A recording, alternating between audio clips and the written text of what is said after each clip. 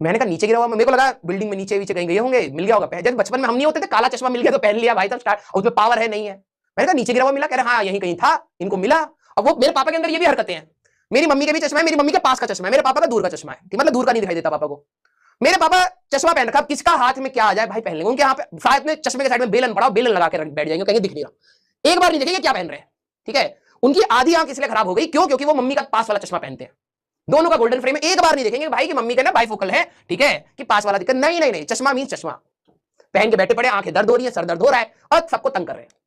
ठीक है, अब मैंने कहा पापा ये चश्मा किसका है? पापा को पता लग गया कि पकड़े जा चुके हैं, कह रहे ये मेरा है। मैंने कहा पापा सच बताओ ये चश्मा किसका? आप किसी और का चश्मा पहनोगे आंखें खराब हो जाएंगी, ठीक है, फिर आप मेरे को कहोगे ऑपरेशन करवाओ, फालतू का पैसा लगेगा। फिर कह रहे कि हाँ ये कहीं गिरा हुआ था।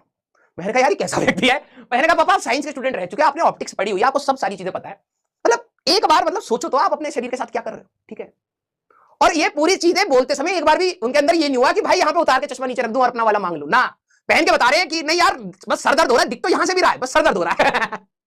यार कैसे इंसान है। मैंने चश्मा छीना, मैंने कहा मम्मी इनको वो धागे वाला चश्मा दो, ठीक है, गर्दन से उतरना नहीं चाहिए।